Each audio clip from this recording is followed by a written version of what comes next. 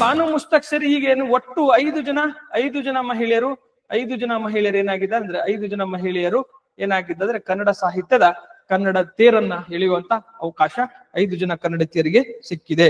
ಉತ್ತರ ಕರ್ನಾಟಕದ ಏನ್ ಗೊತ್ತಾ, ಉತ್ತರ ಕರ್ನಾಟಕದ ಲಂಗ್ಸ್ ಅಂತ ಏನ್ ಕರಿತೀವಿ ನಾವು, ಕಪ್ಪತ್ ಗುಡ್ಡ ಅನ್ನು ಕರಿತೀವಿ. ಅಟ್ ದ ಸೇಮ್ ಟೈಮ್ ಇದನ್ನ ಉತ್ತರ ಕರ್ನಾಟಕದ ಸಹ್ಯಾದ್ರಿ ಅಂತ ಕೂಡ ಇದನ್ನ ಕರಿತೀವಿ. ಈ ನಿಮಗೆ ಇಲ್ಲಿ ನೀವು ಏನ್ ಸ್ಟಡಿ ಮಾಡ್ಬೇಕಂದ್ರೆ 1973ರಲ್ಲಿ ಏನ್ ಗೊತ್ತಾ, ಇನ್ನು ಪ್ರಾಜೆಕ್ಟ್ ಟೈಗರ್ ಅನ್ನ ನಾವು ಜಾರಿಗೆ ತರ್ತೀವಿ. ಇದ್ರ ಬಗ್ಗೆ ನೀವು ಅಧ್ಯಯನ ಮಾಡುವ ಪ್ರಯತ್ನವನ್ನು ಮಾಡಿ. ಅಟ್ ದ ಸೇಮ್ ಟೈಮ್ ನೋಡಿ, ಈಗ ವೈಲ್ಡ್ ಲೈಫ್ ಪ್ರೊಟೆಕ್ಷನ್ ಆಕ್ಟ್ಸ್ ಬಗ್ಗೆ ನೀವು ಅಧ್ಯಯನ ಮಾಡಿ. Next national tiger conservation authority ಬಗ್ಗೆ ನೀವು ಅಧ್ಯಯನ ಮಾಡಿ. ಮತ್ತೆ ಟೈಗರ್ ರಿಸರ್ವ್ಸ್ ಬಗ್ಗೆ, ನ್ಯಾಷನಲ್ ಪಾರ್ಕ್ಸ್ ಬಗ್ಗೆ, ವೈಲ್ಡ್ ಲೈಫ್ ಸೆಂಚುರೀಸ್ ಬಗ್ಗೆ, ನೆಕ್ಸ್ಟ್ ನಮ್ದು ಸ್ಯಾಕ್ರೆಡ್ ಗ್ರೋವ್ಸ್ ಅಂತದ ನೋಡಿ, ಸ್ಯಾಕ್ರೆಡ್ ಗ್ರೋವ್ಸ್ ಬಗ್ಗೆ ಅದನ್ನ ಏನ್ ಮಾಡಿ, ಮತ್ತೆ ಬ್ಲೂ ಫ್ಲಾಗ್ ಸರ್ಟಿಫಿಕೇಟ್ಸ್ ಬಗ್ಗೆ ಇವು ಎಲ್ಲದರ ಕುರಿತು ನೀವೇನ್ ಮಾಡಿ ಅಂದ್ರೆ ಅಧ್ಯಯನ ಮಾಡುವ ಪ್ರಯತ್ನ ಮಾಡಿ. ನಮಸ್ಕಾರ ಸ್ನೇಹಿತರೆ, ವೆಲ್ಕಮ್ ಟು ನಮ್ಮ KPSC. ಇಂದಿನ ತರಗತಿಯಲ್ಲಿ ನಾವು 30/6/2025 ಪ್ರಚಲಿತ ಘಟನೆಗಳನ್ನ ತಿಳಿದುಕೊಳ್ಳುವ ಪ್ರಯತ್ನವನ್ನು ಮಾಡೋಣ. ಅದಕ್ಕಿಂತ ಮುಂಚಿತವಾಗಿ ನಾವು ಎಂದಿನಂತೆ 2 ಅಥವಾ 3 MCQಗಳನ್ನ ಡಿಸ್ಕಸ್ ಮಾಡಿಕೊಂಡು ಅದ ನಂತರ ಇವತ್ತಿನ ಇಂಪಾರ್ಟೆಂಟ್ ಟಾಪಿಕ್ಸ್ ಗಳನ್ನ ಡಿಸ್ಕಸ್ ಮಾಡುವ ಪ್ರಯತ್ನವನ್ನು ಮಾಡೋಣ. ಇವತ್ತಿನ ಇಂಪಾರ್ಟೆಂಟ್ ಟಾಪಿಕ್ ಅಲ್ಲಿ ಏನಿದೆ ಅಂತಂದ್ರೆ, ಈ ಭಾರತ ಮತ್ತು ಪಾಕಿಸ್ತಾನದ ಗಡಿ ನುಸುಳುವಿಕೆಯಲ್ಲಿ ನ್ಯೂಸ್ ಇದೆ, ಅದನ್ನ ಡಿಸ್ಕಸ್ ಮಾಡೋಣ. ಅಟ್ ದ ಸೇಮ್ ಟೈಮ್ ನಮ್ಮ ಈ ಖಾತಾ ಯೋಜನೆಗೆ ರಾಷ್ಟ್ರೀಯ ಆಡಳಿತ ಪ್ರಶಸ್ತಿ ದೊರಕೊಂಡಿದೆ, ಅದ್ರ ಬಗ್ಗೆ ಡಿಸ್ಕಸ್ ಮಾಡೋಣ. ಅಂಡ್ ಎಲ್ಲದಕ್ಕಿಂತ ಇಂಪಾರ್ಟೆಂಟ್, ಇದು ಮುಂದಿನ ದಿನಮಾನಗಳಲ್ಲಿ 100% ಎಕ್ಸಾಮ್ ಬರ್ತದೆ. ದಟ್ ಈಸ್ 88ನೇ ಸಾಹಿತ್ಯ ಸಮ್ಮೇಳನದ ಅಧ್ಯಕ್ಷರಾಗಿ ನಮ್ಮ ಬಾನು ಮುಸ್ತಾಕ್ ಅವರು ಆಯ್ಕೆಯಾಗಿದ್ದಾರೆ. ಓಕೆ, ಇದು ನಿಮಗೆ ಮುಂದಿನ ದಿನಮಾನಗಳಲ್ಲಿ 100% ಏನಾಗುತ್ತಂದ್ರೆ ಕ್ವಶನ್ಸ್ ಬರುವ ಸಾಧ್ಯತೆ ಇರ್ತದೆ. ಸೊ ಇದಕ್ಕೆ ಇವೆಲ್ಲ ಇಂಪಾರ್ಟೆಂಟ್ ಟಾಪಿಕ್ ಅಂತ ಡಿಸ್ಕಸ್ ಮಾಡೋಕ್ಕಿಂತ ಮುಂಚಿತವಾಗಿ ನಾವ್ ಏನ್ ಮಾಡೋಣ ಅಂತಂದ್ರೆ MCQಗಳನ್ನ ಡಿಸ್ಕಸ್ ಮಾಡುವ ಪ್ರಯತ್ನವನ್ನ ಮಾಡೋಣ. ಓಕೆ, ನೆಕ್ಸ್ಟ್ ನೋಡಿ, ರಾಷ್ಟ್ರೀಯ ಅಂಕಿಅಂಶ ದಿನವನ್ನ ಪ್ರತಿ ವರ್ಷ ಯಾವ ದಿನದಂದು ಆಚರಿಸಲಾಗುತ್ತದೆ ಎಂಬ ಕ್ವಶನ್ಸ್ ಅನ್ನ ಕೇಳ್ಕೊಂಡಿದ್ವಿ. ನಿಮ್ಗೆಲ್ಲ ಗೊತ್ತಿಲ್ಲ, ನಾವು PC ಮಹಲ್ನೋಬಿಸ್ ಅಂತ ಕರಿತೀವಿ. PC ಮಹಲ್ನೋಬಿಸ್ ಏನಂದ್ರೆ, ಮಹಲ್ನೋಬಿಸ್ ಅವ್ರದ್ದು ನಾವು ನಾವು ಜನ್ಮ ದಿನಾಂಕವನ್ನ ಏನ್ ಮಾಡ್ತೀವಿ ಅಂತಂದ್ರೆ ರಾಷ್ಟ್ರೀಯ ಅಂಕಿಅಂಶ ದಿನಾಂಕವನ್ನ ಆಚರಣೆ ಮಾಡ್ತೀವಿ. ಅದು ಯಾವಾಗ? ಜೂನ್ 27, ಜೂನ್ 28, ಜೂನ್ 29, ಜೂನ್ 30ಕ್ಕೆ ಯಾವಾಗ ನಾವು ಆಚರಣೆ ಮಾಡ್ತೀವಿ ಅನ್ನೋದನ್ನ ನೀವೇನ್ ಮಾಡ್ಬೇಕಂದ್ರೆ ಕಮೆಂಟ್ ಮಾಡಿ ತಿಳಿಸಬೇಕು. ಓಕೆ, ನೆಕ್ಸ್ಟ್ ನೋಡಿ, ಭಾರತದ ಮೊದಲ ಹಸಿರು ದತ್ತಾಂಶ ಕೇಂದ್ರವನ್ನು ಎಲ್ಲಿ ಸ್ಥಾಪಿಸಲಾಗುತ್ತಿದೆ ಅಂತ ಕ್ವಶನ್ಸ್ ನ ಕೇಳ್ಕೊಂಡಿವಿ. ಗಾಜಿಯಾಬಾದ್ ಉತ್ತರ ಪ್ರದೇಶ್, ಇಂದೋರ್ ಮಧ್ಯಪ್ರದೇಶ್, ಜೈಸಲ್ಮೇರ್ ರಾಜಸ್ಥಾನ್ ಮತ್ತು ಸೋನಿಪತ್ ಹರಿಯಾಣ. ನೀವೇನ್ ಮಾಡಿ ಅಂತಂದ್ರೆ ಎಲ್ಲಿ ನಾವು ದೇಶದ ಮೊದಲ ಹಸಿರು ದತ್ತಾಂಶ ಕೇಂದ್ರವನ್ನ ಸ್ಥಾಪನೆ ಮಾಡ್ಕೊಂಡಿದ್ವಿ ಅದನ್ನು ಕೂಡ ನೀವೇನ್ ಮಾಡಿ ಅಂತಂದ್ರೆ ಕಮೆಂಟ್ ಮಾಡಿ ತಿಳಿಸಿ. ಓಕೆ, ಕರೆಕ್ಟ್ ಆನ್ಸರ್ ಯಾವ್ದಂತ ಕಮೆಂಟ್ ಮಾಡಿ ತಿಳಿಸಿ. ನೆಕ್ಸ್ಟ್ ನೋಡಿ, ಡಿಜಿಟಲ್ ಪಾವತಿ ಗುಪ್ತಚರ ವೇದಿಕೆ ಯಾವ ಸಂಸ್ಥೆಯ ಉಪಕ್ರಮವಾಗಿದೆ? ನಾವು DPIP ಅಂತ ನಾವೇನ್ ಮಾಡ್ಕೊಂಡಿವಿ, ಡಿಜಿಟಲ್ ಪಾವತಿ ಗುಪ್ತಚರ ವೇದಿಕೆಯನ್ನ ನಾವು ಉಪಕ್ರಮ ಜಾರಿಗೆ ತಂದಿದ್ವಿ. ಯಾರು ತಂದಿದ್ರೆ? RBI ತಂದಿದ್ದೇನಾ, ನೀತಿ ಆಯೋಗ ತಂದಿದ್ದೇನಾ, ಹಣಕಾಸು ಸಚಿವಾಲಯ ತಂದಿದ್ದೇನಾ, ಅಥವಾ ಸೆಬಿ ತಂದಿದ್ದೇನಾ? ಯಾವ್ದ ಈ ಬಾಡಿಯ ಅದು ಉಪಕ್ರಮವಾಗಿದೆ ಎಂಬ ಅಂಶವನ್ನ ನೀವೇನ್ ಮಾಡ್ಬೇಕಂದ್ರೆ ಕಮೆಂಟ್ ಮಾಡಿ ತಿಳಿಸಿ. ಹಿಂಗ್ ಕಮೆಂಟ್ ಮಾಡಿ ತಿಳಿಸಿ ನೀವು ಮಾಡೋದ್ರಿಂದ ಏನಾಗತ್ತಂದ್ರೆ ಆ ಪಾಯಿಂಟ್ಸ್ ನೀವು ಟೈಪ್ ಮಾಡಿ ನಿಮ್ ಮೈಂಡ್ ನಿಮ್ದನ್ನ ಕೈ ವರ್ಕ್ ಆಗೋದ್ರೆ ನಿಮ್ಗೆ ಹೆಚ್ಚು ನೆನಪಿರುವ ಸಾಧ್ಯತೆ ಇದೆ. ಅದಕ್ಕಾಗಿ ನೀವೇನ್ ಮಾಡ್ಬೇಕಂದ್ರೆ ನೀಟಾಗಿ ನೀವೇನ್ ಮಾಡಿ ಅಂದ್ರೆ ಅದನ್ನ ನೆನಪಿಡುವ ಪ್ರಯತ್ನವನ್ನ ಮಾಡಿ. ಓಕೆ, ನೆಕ್ಸ್ಟ್ ನೋಡಿ, ಫಸ್ಟ್ ನ್ಯೂಸ್ ಅನ್ನು ನೋಡೋಣ ಇವತ್ತಿಂದು. ಗಡಿ ನಿಯಂತ್ರಣ ರೇಖೆ ದಾಟಲು ಪಾಕ್ ಪ್ರಜೆ ಯತ್ನ ಅಂತ ಕ್ವಶನ್ಸ್ ಅಲ್ಲಿ ಏನ್ ಮಾಡಿದೆ ಅಂದ್ರೆ ಇದು ನಮ್ಗೆ ನ್ಯೂಸ್ ಅಲ್ಲಿ ಇದೆ. ಈಗ ಗಡಿ ನಿಯಂತ್ರಣ, ಈಗ ನಿನ್ನೆ ನಾನು ಏನ್ ಹೇಳಿದೆ ಅಂತಂದ್ರೆ ಇದು ನಮ್ದು ಇಂಡಿಯಾ, ನಮ್ ಪ್ರೀತಿಯ ಇಂಡಿಯಾ. ಇಲ್ಲಿ ಏನಿದೆ ಅಂದ್ರೆ ಲೈನ್ ಆಫ್ ಎಕ್ಷಲ್ ಕಂಟ್ರೋಲ್ ಅಂತ ಕರಿತೀವಿ, LAC. ಇದು ಚೀನಾ ಜೊತೆ ಅಕ್ಷಯ ಚೀನಾ ಅಂತ ಕರಿತೀವಿ, ಇದು ಚೀನಾದ ಭಾಗ. ಇಲ್ಲಿ ಇದೆ ನೋಡಿ, ಇದನ್ನ ನಾವೇನಪ್ಪ ಲೈನ್ ಆಫ್ ಕಂಟ್ರೋಲ್ LOC ಅಂತ ಇದನ್ನ ನಾವೇನ್ ಕರಿತೀವಿ ಪಾಕಿಸ್ತಾನ ಭಾಗವನ್ನ ಕರಿತೀವಿ. ಈ ಬೇಸಿಕ್ ಅಂಡರ್ಸ್ಟ್ಯಾಂಡಿಂಗ್ ಇರ್ಲಿ ಅಂತ ಹೇಳ್ತೀವಿ. ಇವ್ರೇನ್ ಮಾಡ್ತಾರೆ, ಯಾರೋ ಪಾಕಿಸ್ತಾನ LOC ಅನ್ನ ದಾಟಕ್ಕೆ ಪ್ರಯತ್ನ ಮಾಡ್ತಾ ಇದ್ದಾರೆ. ಓಕೆ, ಇದರ ಹಿನ್ನೆಲೆ ನಮಗೆ ಏನ್ ಗೊತ್ತಾ, ಇದು ಒಂದು ನ್ಯೂಸ್. ನಮಗೇನು ಬೇಕಾಗಿದೆ ಅಂದ್ರೆ ಈ ಭಾರತದ ಏನಿದೆ ಅಂದ್ರೆ ಭಾರತದ ಗಡಿಗಳನ್ನ ಕುರಿತು ನಾವೇನ್ ಮಾಡ್ಬೇಕಾಗತ್ತೆ, ನಾವು ಡಿಸ್ಕಸ್ ಮಾಡ್ಬೇಕಾಗತ್ತೆ. ಯಾವ್ದಾವ್ದು ಇದೆ ನಮ್ಮ ಭಾರತದ ಗಡಿಗಳನ್ನ ನಾವು ಚೀನಾ ಜೊತೆ ಎಷ್ಟು ಹಂಚ್ಕೊಂಡಿವಿ, ಪಾಕಿಸ್ತಾನ ಮತ್ತು ಯಾವ್ಯಾವ ದೇಶಗಳಿಗೆ ನಾವು ಗಡಿ ಹಂಚ್ಕೊಂಡಿವನ್ನ ನಾವೇನ್ ಮಾಡ್ಬೇಕಾದ್ರೆ ಅಧ್ಯಯನ ಮಾಡ್ಬೇಕಾಗತ್ತೆ. ಸೊ ಇದನ್ನ ಬೇಸಿಕ್ಸ್ ಅನ್ನ ತಿಳಿದುಕೊಳ್ಳುವ ಪ್ರಯತ್ನ ಮಾಡೋಣ. ಇಲ್ಲಿ ನೋಡಿ, ಇದು ನಮ್ಮ ಜಮ್ಮು ಅಂಡ್ ಕಾಶ್ಮೀರ್. ಇದು ಜಮ್ಮು ಅಂಡ್ ಕಾಶ್ಮೀರ್ ಇದು. ಓಕೆನಾ, ಇಲ್ಲಿ ಏನಿದೆ ಅಂತಂದ್ರೆ ಇದನ್ನ ಲೈನ್ ಆಫ್ ಕಂಟ್ರೋಲ್ ಅಂತ ಕರಿತೀವಿ. ಇದು ಪಾಕಿಸ್ತಾನ ಜೊತೆಗೆ ಇದ್ದದ್ದು. ಇದನ್ನ ಏನ್ ಮಾಡ್ತೀವಿ ಅಂದ್ರೆ LOC ಅಂತ ಕರಿತೀವಿ, LOC. ಇಲ್ಲಿ ನೋಡಿ, ಸಿಯಾಚಿನ್ ಗ್ಲೇಸಿಯರ್ ಇಲ್ಲಿ ಮೇಲೆ ಕಂಡು ಬರ್ತದೆ. ಈ ಗಿಲ್ಗಿಟ್ ಬಲ್ಟಿಸ್ತಾನ್ ಇಲ್ಲಿ ಕಂಡು ಬರ್ತದೆ. ಓಕೆನಾ. ನೆಕ್ಸ್ಟ್ ನಿಮ್ ಏನಿದೆ ಅಂತಂದ್ರೆ ಲೈನ್ ಆಫ್ ಕಂಟ್ರೋಲ್ ಅನ್ನು ನೋಡ್ತೀವಿ. ಇದು ಪಂಜಾಬ್ ಜೊತೆಗೆ ಯಾವ್ಯಾವ ದೇಶಗಳನ್ನ ಹಂಚ್ಕೊಂಡಿದ್ದು ಬೇಸಿಕ್ಸ್ ನಿಮಗೆ ಗೊತ್ತಿರಲಿ.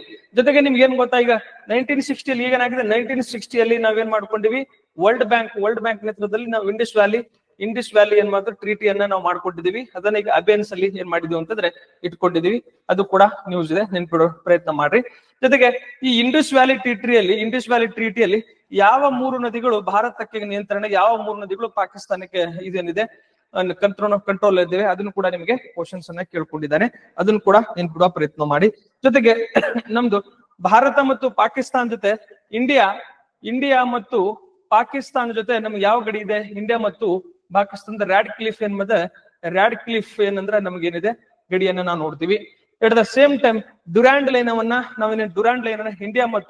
ಇಂಡಿಯಾ ಮತ್ತು ಅಫ್ಘಾನಿಸ್ತಾನ್ ಜೊತೆ ನಾವೇನ್ ನೋಡ್ತೀವಿ, ಡ್ಯುರಾಂಡ್ ಲೈನ್ ಅನ್ನ ಏನ್ ಮಾಡ್ತೀವಿ, ಡ್ಯುರಾಂಡ್ ಲೈನ್ ಅನ್ನ ನಾವೇನ್ ಮಾಡ್ತೀವಿ ಅಂದ್ರೆ ಡ್ಯುರಾಂಡ್ ಲೈನ್ ಅನ್ನ ನೋಡ್ತೀವಿ. ಎಟ್ ದ ಸೇಮ್ ಟೈಮ್ ಏನ್ ಗೊತ್ತಾ, ಮ್ಯಾಕ್ ಮೋಹನ್ ಚೀನಾ ಜೊತೆ ನಾವೇನ್ ಮಾಡ್ತೀವಿ ಅಂತಂದ್ರೆ ಮ್ಯಾಕ್ ಮೋಹನ್ ಲೈನ್ ಅನ್ನ ನಾವು ನೋಡ್ತೀವಿ. ಈ ಮೂರನ್ನ ನೆನ್ಪಿಡುವ ಪ್ರಯತ್ನ ಮಾಡಿ. ಎಟ್ ದ ಸೇಮ್ ಟೈಮ್ ನೋಡಿ, ಅತಿ ಹೆಚ್ಚು ನಾವು ಯಾವ ದೇಶಗಳ ಜೊತೆ ನಾವೇನ್ ಗೊತ್ತಾ ಗಡಿ ಹಂಚೋಣ, ಬಾಂಗ್ಲಾದೇಶ ಜೊತೆ ನೋಡಿ, ಬಾಂಗ್ಲಾದೇಶ ಜೊತೆ ಎಷ್ಟು 4097 ಕಿಲೋಮೀಟರ್ ನಾವೇನಂದ್ರೆ ಗಡಿಯನ್ನ ಹಂಚ್ಕೊಂಡಿದೀವಿ. ವೆರಿ ಇಂಪಾರ್ಟೆಂಟ್, ಇದನ್ನ ಕ್ವಶನ್ಸ್ ಕೇಳಿದ್ದಾನೆ. ಎಟ್ ದ ಸೇಮ್ ಟೈಮ್ ನೋಡಿ, ಚೀನಾ ಜೊತೆಗೆ ನಾವ್ ಎಷ್ಟ್ ಮಾಡ್ತೀವಿ ಅಂದ್ರೆ ಚೀನಾ ಜೊತೆಗೆ ಅರೌಂಡ್ ಏನ್ ಗೊತ್ತಾ 3400 ಸಮಥಿಂಗ್ ಏನ್ ಗೊತ್ತಾ ನಾವೇನ್ ಮಾಡ್ತೀವಿ ಹಂಚ್ಕೋತೀವಿ. ಎಟ್ ದ ಸೇಮ್ ಟೈಮ್ ಗೊತ್ತಾ ಪಾಕಿಸ್ತಾನ್ ಜೊತೆ ನಾವೇನ್ ಮಾಡ್ತೀವಿ ಅಂದ್ರೆ 2900 ಕಿಲೋಮೀಟರ್ ಗಡಿಯನ್ನು ಹಂಚ್ಕೊಡ್ತೀವಿ. ಇದನ್ನ ಏನ್ ಮಾಡಿ ಇಳಿಕೆ ಕ್ರಮದಲ್ಲಿ ಬರೆಯಿರಿ. ಭಾರತದೊಂದಿಗೆ ಗಡಿಯನ್ನು ಹಂಚಿಕೊಳ್ಳುವ ದೇಶಗಳನ್ನು ಇಳಿಕೆ ಕ್ರಮದಲ್ಲಿ ಬರೆಯಿರಿ ಅಂತ ಕ್ವಶನ್ಸ್ ಅನ್ನ ಕೇಳಿದಾನೆ. ಸೊ ಫಸ್ಟ್ ಯಾವುದು, ಬಾಂಗ್ಲಾದೇಶ್, ಚೀನಾ, ನೆಕ್ಸ್ಟ್ ಪಾಕಿಸ್ತಾನ್. ಈ 3 ಆಸ್ಪೆಕ್ಟ್ಸ್ ಅಲ್ಲಿ 1 ಡೈಮೆನ್ಷನ್ ಕ್ವಶನ್ಸ್ ಕೇಳಿದಾನೆ. ಅತಿ ಕಡಿಮೆ ಅಂದಾಗ ಅಫ್ಘಾನಿಸ್ತಾನ್ ನೋಡಿ, ಅಫ್ಘಾನಿಸ್ತಾನ್ ಇಲ್ಲಿ ಜಸ್ಟ್ 106 ಕಿಲೋಮೀಟರ್ ಏನಿದೆ, 106 ಕಿಲೋಮೀಟರ್ ನಮಗೆ ಏನಿದೆ ಗಡಿಯನ್ನು ಹಂಚ್ಕೊಂಡು. ಅತಿ ಕಡಿಮೆ ಯಾವುದು ಅಫ್ಘಾನಿಸ್ತಾನ್, ಅತಿ ಹೆಚ್ಚು ಯಾವುದು ಬಾಂಗ್ಲಾದೇಶ್. ಈ ರೀತಿ ಏನಾಗಿದೆ ಬೇಸಿಕ್ ಕ್ವಶನ್ಸ್ ಅನ್ನ ಕೇಳ್ಕೊಡುವ ಪ್ರಯತ್ನವನ್ನು ಮಾಡ್ಕೊಂಡಿದ್ದಾನೆ. ಇದನ್ನ ಮಾಡಿ. ಜೊತೆಗೆ ಇನ್ನೊಂದು ಮ್ಯಾರಿಟೈಮ್ ಬಾರ್ಡರ್ ಇದೆ ನೋಡಿ, ಮ್ಯಾರಿಟೈಮ್ ಬಾರ್ಡರ್ ಇದೆ ನೋಡಿ. ಅದದು ನಮ್ದು ಯಾವ್ದು ಶ್ರೀಲಂಕಾ ಜೊತೆ ಇದೆ, ಮಾಲ್ಡೀವ್ಸ್ ಜೊತೆ ಇದೆ. ನೆಕ್ಸ್ಟ್ ಏನ್ ಗೊತ್ತಾ, ಈ ಪಾಕ್ ಸ್ಟೇಟ್ ಬಗ್ಗೆ ನಾವು ಡಿಸ್ಕಸ್ ಮಾಡ್ತೀವಿ. ಈ ಕುರಿತು ನೀವೇನ್ ಮಾಡಿ ಅಂದ್ರೆ ಸ್ವಲ್ಪ ಬೇಸಿಕ್ಸ್ ಅನ್ನ ಅಧ್ಯಯನ ಮಾಡುವ ಪ್ರಯತ್ನವನ್ನ ಮಾಡಿ. ಓಕೆ, ನೆಕ್ಸ್ಟ್ ನೋಡಿ, ಜಾತಿ ಗಣತಿ ಮನೆ ಪಟ್ಟಿ ಕಾರ್ಯಾಚರಣೆಗೆ ಏಪ್ರಿಲ್ 1ರಿಂದ ಏನಾಗ್ತಾ ಇದೆ ಅಂದ್ರೆ, ಈ ಮೊಟ್ಟ ಮೊದಲ ಬಾರಿಗೆ ಈಗ ಏನಾಗ್ತಾ ಇದೆ, ಡಿಜಿಟಲ್ ಏನ್ ಮಾಡ್ತಾ ಇದೀವಿ ನಾವು, ಡಿಜಿಟಲ್ ಏನ್ ಮಾಡ್ತಾ ಇದ್ರೆ ಸೆನ್ಸಸ್ ಮಾಡ್ತಾ ಇದೀವಿ. ಈಗ ಏಪ್ರಿಲ್ 1ರಿಂದ ಏನ್ ಮಾಡ್ತೀವಿ ಅಂತಂದ್ರೆ, ಏಪ್ರಿಲ್ 1 ಎರಡು ಹಂತದಲ್ಲಿ ನಾವೇನ್ ಮಾಡ್ತಾ ಇದೀವಿ, ಜನಗಣತಿಯನ್ನು ಮಾಡ್ತಾ ಇದೀವಿ. ಫಸ್ಟ್ ಹಂತದಲ್ಲಿ ಏನ್ ಮಾಡ್ತಾ ಏಪ್ರಿಲ್ 1ರಿಂದ ಎಷ್ಟು ಮನೆಗಳ ಪಟ್ಟಿಯನ್ನ ನಾವು ಮೊದಲೇ ತಯಾರಿಸ್ತೀವಿ. ನೆಕ್ಸ್ಟ್ ಏನಾಗುತ್ತೆ, ಸೆಕೆಂಡ್ ಸ್ಟೇಜ್ ಅಲ್ಲಿ ಏನಾಗುತ್ತೆ, ಜನಗಣತಿ ಏನಾಗತ್ತೆ, ಇದು ಪ್ರಾರಂಭವಾಗತ್ತೆ. ಇದು ನಿಮ್ಗೊಂದು ಗೊತ್ತಿರ್ಲಿ. ಈಗ ನಿಮ್ಗೆ ಇನ್ನೊಂದು ಬೇಸಿಕ್ಸ್ ಏನಂದ್ರೆ, ಈ ಜನಸಂಖ್ಯಾ ಶಾಸ್ತ್ರವನ್ನ ಏನಂತ ಕರಿತೀವಿ, ಇದನ್ನ ಡೆಮೋಗ್ರಫಿ ಅಂತ ಕರಿತೀವಿ. ನೆಕ್ಸ್ಟ್ ನಾವು ಸೆನ್ಸಸ್ ಆಕ್ಟ್ ಅನ್ನ 1948 ನಾವು ಏನ್ ಗೊತ್ತಾ ಜನಗಣತಿ ಕಾಯ್ದೆಯನ್ನು ಜಾರಿಗೆ ತಂದಿದೀವಿ. ಈ ಜನಗಣತಿಯನ್ನ ಕೇಂದ್ರ ಸರ್ಕಾರದ ಗೃಹ ಸಚಿವಾಲಯದಲ್ಲಿರುವಂತಹ ರಿಜಿಸ್ಟ್ರಾರ್ ಜನರಲ್ ಆಫ್ ಇಂಡಿಯಾದವ್ರು ಏನ್ ಮಾಡ್ತಾರೆ, ಇದನ್ನ ಕಂಡಕ್ಟ್ ಮಾಡ್ತಾರೆ. ಈಗ ಕ್ವಶನ್ ಏನ್ ಕೇಳಿದನ್ ಗೊತ್ತಾ, ಹಾಗಾದ್ರೆ first registrar general of India ಯಾರು, ಯಾರು ಅಂತ ಕ್ವಶನ್ಸ್ ಅನ್ನ ಕೇಳ್ಕೊಂಡಿದ್ದಾನೆ. ಇದನ್ನು ಕೂಡ ಕಮೆಂಟ್ ಮಾಡಿ ತಿಳಿಸಿ. ಎಟ್ ದ ಸೇಮ್ ಟೈಮ್ ಪ್ರಸ್ತುತ ರಿಜಿಸ್ಟ್ರಾರ್ ಜನರಲ್ ಯಾರದಾರೆ ಅದನ್ನ ಕೂಡ ಏನ್ ಮಾಡಿ ಅಂತಂದ್ರೆ ಇಂಪಾರ್ಟೆಂಟ್ ಇದೆ. ಅದನ್ನ ಕೂಡ ನೀವು ಇದನ್ನ ಮಾಡುವ ಪ್ರಯತ್ನವನ್ನು ಮಾಡಿ. ನಾನು ಈ ತಿಂಗಳದ ಡಿಟೇಲ್ ಡಾಕ್ಯುಮೆಂಟ್ಸ್ 15-16 ತಾರೀಕು ಅನ್ಕೋತೀನಿ. ಅವಾಗ ನಾನು ಏನ್ ಮಾಡ್ಕೊಂಡಿದ್ದೀನಿ ಗೊತ್ತಾ, 2011 ಜನಗಣತಿ ಕಾನ್ಸ್ಟಿಟ್ಯೂಷನ್ ಪ್ರೊವಿಷನ್ ಏನು, ಯಾವ್ಯಾವ ಆಕ್ಟ್ಸ್ ಗಳದಾವೆ, ಜನಗಣತಿ ರಿಲೇಟೆಡ್ ಏನೇನು ಸಿದ್ಧಾಂತಗಳದಾವೆ, ಆ ಎಲ್ಲವನ್ನು ಡಿಟೇಲ್ ಆಗಿ 3-4 ಪೇಜಸ್ ಎಕ್ಸಾಮ್ ದೃಷ್ಟಿಯಿಂದ ಅವೆಲ್ಲವನ್ನು ಕೊಟ್ಕೊಟ್ಟಿದ್ದೀನಿ. ಆ ಡಾಕ್ಯುಮೆಂಟ್ ಅನ್ನ ಡೌನ್ಲೋಡ್ ಮಾಡ್ಕೊಂಡು ನೀವೇನ್ ಮಾಡಿದ್ರೆ ನೀಟಾಗಿ ಅಧ್ಯಯನ ಮಾಡುವ ಪ್ರಯತ್ನವನ್ನು ಮಾಡಿ. ಇದು ಸ್ವತಂತ್ರ, ಇದು ಏನಾಗುತ್ತೆ 16ನೇ ಜನಗಣತಿ ಅಂತ ನಾವೇನ್ ಕರಿತೀವಿ, 16 ಜನಗಣತಿ ಅಂತ ಕರಿತೀವಿ. Very important. And it the same time first ದೇಶದಲ್ಲಿ ಮೊದಲ ಬಾರಿಗೆ ಜನಗಣತಿಯ ಜೊತೆಗೆ ಪ್ಲಸ್ ನಾವೇನ್ ಮಾಡ್ತೀವಿ, ಜಾತಿ ಗಣತಿಯನ್ನ ನಾವೇನ್ ಮಾಡ್ತಾ ಇದೀವಿ ಅಂದ್ರೆ ಮೊದಲ ಬಾರಿಗೆ ನಾವು ಮಾಡ್ತಾ ಇದೀವಿ. Very important. ಇವೆಲ್ಲ ಕರೆಂಟ್ ಆಸ್ಪೆಕ್ಟ್ಸ್ ಗಳನ್ನ 100% ಕ್ವಶನ್ಸ್ ಬರ್ತವೆ. ನೀವು ಮುಂದಿನ ದಿನಮಾನಗಳಲ್ಲಿ ಇವೆಲ್ಲವನ್ನ ನೀವು ಎಕ್ಸ್ಪೆಕ್ಟ್ ಮಾಡಬಹುದಾಗತ್ತೆ. ಓಕೆ, ನೆಕ್ಸ್ಟ್ ನೋಡಿ, ಮಹಾರಾಷ್ಟ್ರ ತ್ರಿಭಾಷಾ ಸೂತ್ರ ಏನಾಗುತ್ತೆ, ಆದೇಶ ವಾಪಸ್. ಮಹಾರಾಷ್ಟ್ರ ಸರ್ಕಾರ ಏನ್ ಮಾಡಿದಂತಂದ್ರೆ ಆಲ್ರೆಡಿ ತ್ರಿಭಾಷಾ ಸೂತ್ರವನ್ನ ಇಂಪ್ಲಿಮೆಂಟ್ ಮಾಡಿತ್ತು. ಅದನ್ನ ಏನ್ ಮಾಡಿದೆ ಅಂದ್ರೆ ಈಗ ವಾಪಸ್ ತಗೊಂಡಿದೆ. ನಿಮ್ಗೆಲ್ಲ ಗೊತ್ತಿದೆ ಕೊಠಾರಿ ಕಮಿಷನ್ 1960 ಕಾಲದಲ್ಲಿ ಏನಾಗತ್ತಂದ್ರೆ 1966 ಅನ್ಕೋತೀನಿ, 66-68 ಅಲ್ಲಿ ಕೊಠಾರಿ ಕಮಿಷನ್ ಅಪಾಯಿಂಟ್ ಆಗತ್ತೆ. ಕೊಠಾರಿ ಕಮಿಷನ್ ಏನ್ ಗೊತ್ತಾ, ಕೊಠಾರಿ ಕಮಿಷನ್ ಏನಾಗತ್ತೆ, ಕೊಠಾರಿ ಕಮಿಷನ್ ಅಪಾಯಿಂಟ್ ಆಗತ್ತೆ. ಈ ಕೊಠಾರಿ ಕಮಿಷನ್ ಏನಕ್ಕ ತ್ರಿಭಾಷಾ ಸೂತ್ರವನ್ನ ಏನ್ ಮಾಡತ್ತಂದ್ರೆ ನಾವೇನ್ ಮಾಡ್ತೀವಿ, ಅಳಿಸ್ಕೊಡ್ತೀವಿ. ಆದ್ರೆ ಕೆಲವೊಂದು ರಾಜ್ಯಗಳಲ್ಲಿ ತ್ರಿಭಾಷಾ ಸೂತ್ರ ಇದೆ, ಕೆಲವೊಂದು ರಾಜ್ಯಗಳಲ್ಲಿ ದ್ವಿಭಾಷಾ ಸೂತ್ರ ಇದೆ, ಕೆಲವೊಂದು ರಾಜ್ಯಗಳಲ್ಲಿ ಅಳವಡಿಸ್ಕೊಂಡಿಲ್ಲ. ಹೌದಾ? ಯಾವ್ಯಾವ್ದಂತ ನೀವೇನ್ ಮಾಡಿ ಅಂದ್ರೆ ಅಧ್ಯಯನ ಮಾಡುವ ಪ್ರಯತ್ನವನ್ನು ಮಾಡಿ. ಭಾಷೆ ಅಂದಾಗ ಈ ಭಾಷೆಗಳ ವರ್ಗೀಕರಣವನ್ನು ಕುರಿತು ಅಧ್ಯಯನ ಮಾಡಿ. ಜೊತೆಗೆ ಭಾಷೆಯನ್ನು ಸಂರಕ್ಷಿಸಲು ಸಂವಿಧಾನಿಕ ಪ್ರಾವಿಧಾನಗಳೇನು, ಎಷ್ಟು ಭಾಷೆಗಳನ್ನ ನಾವೇನ್ ಗೊತ್ತಾ, ಕ್ಲಾಸಿಕಲ್ ಭಾಷೆ ಅಂತ ನಾವೇನ್ ಮಾಡ್ಕೊಂಡಿವಿ, ಗುರುತಿಸ್ಕೊಂಡಿವಿ. ಹೌದಾ? ಶಾಸ್ತ್ರೀಯ ಸ್ಥಾನಮಾನ ಕೊಟ್ಕೊಂಡಿವಿ. ಕೆಲವು ಭಾಷೆಗಳನ್ನ ಎಷ್ಟು ಭಾಷೆ 11 ಭಾಷೆಗಳಿಗೆ ನಾವೇನ್ ಮಾಡ್ಕೊಂಡಿವಿ ಅಂದ್ರೆ ಶಾಸ್ತ್ರೀಯ ಸ್ಥಾನಮಾನ ಕೊಟ್ಕೊಂಡಿವಿ. ಈ ಶಾಸ್ತ್ರೀಯ ಸ್ಥಾನಮಾನ ಕೊಡ್ಬೇಕಾದ್ರೆ ಏನ್ ಮಾನದಂಡಗಳ ಮೂಲಕ ಕೊಡ್ತೀವಿ, ಎಷ್ಟು ಕನ್ನಡ ಶಾಸ್ತ್ರೀಯ ಸ್ಥಾನಮಾನ ಯಾವಾಗ ಪಡ್ಕೊಳ್ತು, ಹೌದಾ, ಹಿಂದಿ ಭಾಷಾ ಶಾಸ್ತ್ರೀಯ ಸ್ಥಾನಮಾನ ಪಡ್ಕೊಂಡಿದ್ದೇನಾ, ಇವೆಲ್ಲವನ್ನ ಕುರಿತು ನೀವು ಅಧ್ಯಯನ ಮಾಡುವ ಪ್ರಯತ್ನವನ್ನ ಮಾಡಿ. ಓಕೆ, ನೆಕ್ಸ್ಟ್ ನೋಡಿ, 2030 ವೇಳೆಗೆ 2030 ವೇಳೆಗೆ ನಾವೇನ್ ಮಾಡಿತ್ತಂದ್ರೆ 1 ಬಿಲಿಯನ್ ಏನ್ ಮಾಡ್ತೀವಿ, 1 ಬಿಲಿಯನ್ ಏನ್ ಮಾಡಿತ್ತು ಅಂದ್ರೆ ಡಾಲರ್ ಅರಿಶಿಣವನ್ನ ನಾವು ರಫ್ತು ಮಾಡ್ತೀವಿ ಅಂದ್ರೆ ಕೇಂದ್ರ ಅಮಿತ್ ಶಾ ಅವ್ರು ಹೇಳಿದ್ದಾರೆ.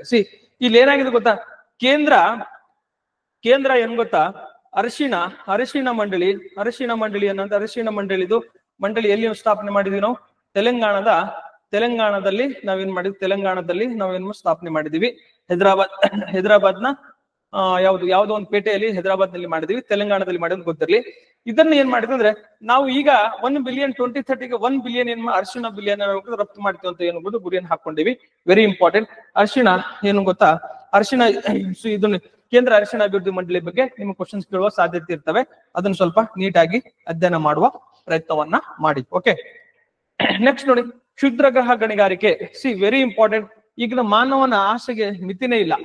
ಹೌದಾ? ಅದಕ್ಕೆ ಏನ್ ಮಾಡ್ತಾ ಇದೆ, ಕ್ಷುದ್ರ ಗ್ರಹಗಳನ್ನ ಏನ್ ಮಾಡ್ತೀವಿ, ಈಗ ಇದನ್ನ ಗಣಿಗಾರಿಕೆ ಮಾಡಿ ಅದನ್ನ ನಮ್ಮ ಯಾವುದು ಲ್ಯಾಪ್ಟಾಪ್ ಇರ್ಲಿ, ಮೊಬೈಲ್ ಇರ್ಲಿ, ಜೊತೆ ಎಲೆಕ್ಟ್ರಿಕ್ ವಾಹನಗಳೇ ಮತ್ತೆ ಲಿಥಿಯಂ ಅಯಾನ್ಗಳನ್ನ ನಾವೇನ್ ಮಾಡ್ಕೊಂಡು ಅಂದ್ರೆ ಇದನ್ನ ನಮ್ಮ ಬಳಕೆಗಾಗಿ ನಾವೇನ್ ಮಾಡ್ತಾ ಕ್ಷುದ್ರ ಗ್ರಹಗಳಲ್ಲಿ ಗಣಿಗಾರಿಕೆ ಮಾಡಲು ನಾವು ಪ್ರಯತ್ನವನ್ನ ಮಾಡ್ತಾ ಇದ್ದೀವಿ. ನಿಮಗೆಲ್ಲ ಗೊತ್ತಿದೆ ಕ್ಷುದ್ರ ಗ್ರಹಗಳನ್ನ ಏನ್ ಗೊತ್ತಾ, ಮಂಗಳ ಮತ್ತು ಗುರು ಗ್ರಹಗಳ ನಡುವೆ ಏನಂದ್ರೆ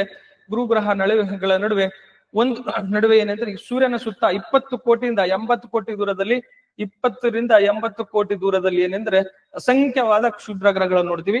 ಅವುಗಳ ಏನ್ ಗೊತ್ತಾ, ನಾವು ಗಣಿಗಾರಿಕೆ ಮಾಡಿ ನಮ್ಮ ಏನ್ ಗೊತ್ತಾ ಮೈನಿಂಗ್ ಮಾಡ್ತೀವಿ. ಆ ರೀತಿ ಮೈನಿಂಗ್ ಮಾಡೋ ಮೂಲಕ ನಮ್ಮ ಏನಾಗುತ್ತೆ, ನಮ್ಮ ದಿನಬಳಕೆ ಏನ್ ಗೊತ್ತಾ, ನಮ್ಮ ಸ್ಮಾರ್ಟ್ ಡಿವೈಸ್ ಗಳಿಗೆ ನಾವು ಇದನ್ನ ಮಾಡುವ ಪ್ರಯತ್ನವನ್ನ ಸಂಶೋಧನೆ ಮಾಡ್ತಾ ಇದ್ದೀವಿ. ನಿಮಗೆ ಕ್ಷುದ್ರ ಗಣಿ ವಾಟ್ ಈಸ್ ಏನ್ ಗೊತ್ತಾ, ಇದು ಅಸ್ಟೋರೈಡ್ ಮೈನಿಂಗ್ ಅಥವಾ ಕ್ಷುದ್ರಗಳ ಗಣಿಗಾರಿಕೆ ಅಂತ ಕ್ವಶನ್ಸ್ ಕೇಳೋದು. ಬೇಸಿಕ್ಸ್ ಗೊತ್ತಿರಲಿ ನಿಮಗೆ. ಕ್ಷುದ್ರ ಗ್ರಹಗಳಲ್ಲಿ ಎಂ ಟೈಪ್ ಮತ್ತು ಸಿ ಟೈಪ್ ಮತ್ತು ಎಸ್ ಟೈಪ್ ಅಂತ 3 ಟೈಪ್ಗಳನ್ನ ಆಡ್ತೀವಿ. ಎಂ ಟೈಪ್ ಎಸ್ ಟೈಪ್ ಮತ್ತು ಸಿ ಟೈಪ್ ಅಂತ ಏನ್ ಮಾಡ್ತೀವಿ ಅಂದ್ರೆ ಇದು 3 ವಿಧಗಳಲ್ಲಿ 3 ವಿಧಗಳನ್ನ ನಾವು ಕಾಣ್ತೀವಿ. ಈ ಎಲ್ಲವನ್ನ ಡಿಟೇಲ್ ಡಾಕ್ಯುಮೆಂಟ್ ಅಲ್ಲಿ ನಾನು ಏನ್ ಮಾಡ್ಕೊಂಡಿದ್ದೀನಿ ಅಂದ್ರೆ ಡಿಸ್ಕಸ್ ಮಾಡುವ ಪ್ರಯತ್ನವನ್ನ ಮಾಡ್ಕೊಂಡಿದ್ದೀನಿ. ನೀವು ನೀಟಾಗಿ ಏನ್ ಮಾಡಿ ಡಿಟೇಲ್ ಡಾಕ್ಯುಮೆಂಟ್ ಅನ್ನು ಓದಿ. ಯಾಕಂದ್ರೆ ನಿಮ್ಗೆ ಈ ನ್ಯೂಸ್ ಅಲ್ಲಿ ಏನಿದೆ ಅಂತ ಹೇಳ್ಬೇಕು ನಾನು ಅಷ್ಟೇ. ಓಕೆ, ಆ ಡಾಕ್ಯುಮೆಂಟ್ ಅಲ್ಲಿ ನಿಮ್ಮ ಡೀಟೇಲ್ ಆಗಿ ಕೊಟ್ಕೊಂಡು ಅದನ್ನೇ ಡೀಟೇಲ್ ಆಗಿ ಎಕ್ಸ್ಪ್ಲೇನ್ ಮಾಡ್ತಾ ಹೋದ್ರೆ ಇದೇ ಏನಾಗುತ್ತೆ 1 ಅವರ್ ಪಾಠ ಆಗ್ತಾ ಹೋಗುತ್ತೆ. ಆ ಹಿನ್ನೆಲೆಯಲ್ಲಿ ನೀವೇನ್ ಮಾಡ್ಬೇಕಾಗತ್ತೆ ಅಂದ್ರೆ ಸ್ವಲ್ಪ ಇದನ್ನ ನೀವೇ ಓದ್ಕೊಳ್ಬೇಕಾಗತ್ತೆ. ಓಕೆ, ನೆಕ್ಸ್ಟ್ ನೋಡಿ, ಹಸಿರು ಅಂಕಣದಲ್ಲಿ ವಿಂಬಲ್ಡನ್ ವೈಭವ. ವಿಂಬಲ್ಡನ್ ನಿಮಗೆಲ್ಲ ಗೊತ್ತಿದೆ. ಹಸಿರು ಅಂಕಣ ಈ ಹಸಿರು ಅಂಕಣ ಯಾಕೆ ಇಂಪಾರ್ಟೆಂಟ್ ಇದೆ ಅಂತಂದ್ರೆ 4 ಏನಾಗತ್ತಂದ್ರೆ 4 ಏನೋ ವಿಂಬಲ್ಡನ್ ಟ್ರೋನಿಗಳು ನಡೀತವೆ. ಒಂದು ಅಮೆರಿಕನ್ದು, ಒಂದು ಇಂಗ್ಲೆಂಡ್ದು ವಿಂಬಲ್ಡನ್, ನೆಕ್ಸ್ಟ್ ಆಸ್ಟ್ರೇಲಿಯನ್ ಮತ್ತೆ ಫ್ರೆಂಚ್. ಈ 4 ಏನ್ ಗೊತ್ತಾ ಸರಣಿಗಳು ನಡೀತವೆ. ಈ 4 ಬೇರೆ ಬೇರೆ ಅಂಗಳದಲ್ಲಿ ನಡೀತವೆ. ಫಾರ್ ಎಕ್ಸಾಂಪಲ್, ಈ ಹಸಿರು ಅಂಗಣದಲ್ಲಿ ಯಾವ್ದು ವಿಂಬಲ್ಡನ್, ಮತ್ತೆ ಕ್ಲೇ ಕೋಟ್ ಅಂತ ಕರಿತೀವಿ. ನೆಕ್ಸ್ಟ್ ಏನ್ ಗೊತ್ತಾ ಗ್ರೀನ್ ಕೋಟ್ ಮತ್ತೆ ಹಾರ್ಡ್ ಕೋಟ್ ಅಂತ ಕರಿತೀವಿ. ಇದನ್ನು ಏನ್ ಮಾಡತ್ತಂದ್ರೆ ನಿಮ್ಗೆ ಕ್ವಶನ್ಸ್ ಕೇಳುವ ಸಾಧ್ಯತೆ ಇರ್ತವೆ. ಈಗ ಏನ್ ನಡೀತಾ ಇದೆ ಅಂದ್ರೆ ಸ್ಟಾರ್ಟಿಂಗ್ ಏನಾಗತ್ತಂದ್ರೆ ಈಗ ಫಸ್ಟ್ ಏನಾಗುತ್ತೆ ವಿಂಬಲ್ಡನ್ ನೋಡಿ, ವಿಂಬಲ್ಡನ್ ಬಗ್ಗೆ ನೋಡ್ಕೊಳ್ಳೋ ಪ್ರಯತ್ನ 1877 ಪ್ರಾರಂಭವಾಗತ್ತ. ಯಾವ ಅಂಕಣದಲ್ಲಿ, ಹಸಿರು ಅಂಕಣದಲ್ಲಿ ಏನಾಗತ್ತಂದ್ರೆ ಇದನ್ನ ಆಡ್ತಾರೆ. ಓಕೆನಾ, ಇದು ನಿಮ್ಗೆ ಗೊತ್ತಿರ್ಲಿ. ಜೊತೆಗೆ ಆಸ್ಟ್ರೇಲಿಯನ್ ನೋಡಿ, ಆಸ್ಟ್ರೇಲಿಯನ್ ಆಸ್ಟ್ರೇಲಿಯನ್ ಓಪನ್ ಅಂತ ಕರಿತೀವಿ. ಆಸ್ಟ್ರೇಲಿಯನ್ ಓಪನ್ ಅನ್ನ ಇದನ್ನ ಹಾರ್ಡ್ ಕೋರ್ಟ್ ಅಲ್ಲಿ ಏನಂದ್ರೆ ಹಾರ್ಡ್ ಕೋರ್ಟ್ ಅಲ್ಲಿ ಇದನ್ನ ನಾವು ಆಡ್ತೀವಿ. ವೆರಿ ಇಂಪಾರ್ಟೆಂಟ್, ಇದನ್ನು ಕೂಡ ನೆನ್ಪಿಡುವ ಪ್ರಯತ್ನವನ್ನು ಮಾಡಿ. ಜೊತೆಗೆ ಫ್ರೆಂಚ್ ಓಪನ್ ನೋಡಿ, ಫ್ರೆಂಚ್ ಓಪನ್ ಅನ್ನ ನಾವೇನ್ ಮಾಡ್ತೀವಿ ಅಂತಂದ್ರೆ ಇದನ್ನು ಕೂಡ ಏನ್ ಗೊತ್ತಾ ಕ್ಲೇ ಕೋರ್ಟ್ ಅಲ್ಲಿ ಆಡ್ತೀವಿ. ಕ್ಲೇ ಕೋರ್ಟ್ ಅಲ್ಲಿ ಇದನ್ನ ನಾವು ಆಡ್ತೀವಿ. ಇದನ್ನೇ ನಾನು ಸ್ಪೆಸಿಫಿಕ್ ಮಾಡಿ ಯಾಕೆ ಕ್ವಶನ್ ಕೇಳಿದ್ದೇನೆ ಅಂದ್ರೆ ಈ ವಿಂಬಲ್ಡನ್ಸ್ ಗಳನ್ನ ಮತ್ತೆ ಕೋರ್ಟ್ ಗಳನ್ನ match the following already questions ಅನ್ನ ಕೇಳ್ಕೊಂಡಿದ್ದಾನೆ. ಇದನ್ನು ಕೂಡ ನೀಟಾಗಿ ನೆನ್ಪಿಡುವ ಪ್ರಯತ್ನವನ್ನ ಮಾಡಿ. ಜೊತೆಗೆ ಯು ಎಸ್ ಓಪನ್ ನೋಡಿ, ಯು ಎಸ್ ಓಪನ್ ಅನ್ನ ನಾವೇನ್ ಮಾಡ್ತೀವಿ ಅಂದ್ರೆ ಯು ಎಸ್ ಓಪನ್ ಕೂಡ ಹಾರ್ಡ್ ಕೋರ್ಟ್ ಅಲ್ಲಿ ನಾವೇನು ಇದನ್ನ ಮಾಡ್ತೀವಿ, ಆಡ್ತೀವಿ.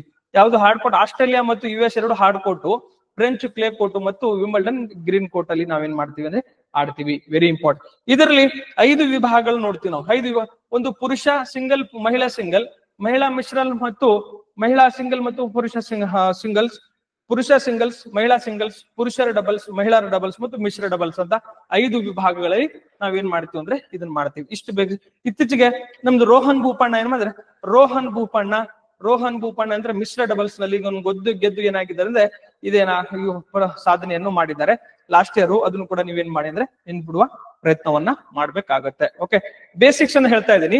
ಇದು ಸ್ಟಾರ್ಟ್ ಆದ್ಮೇಲೆ ನಿಮ್ದೇನ್ ಕೆಲಸ ಗೊತ್ತಾ?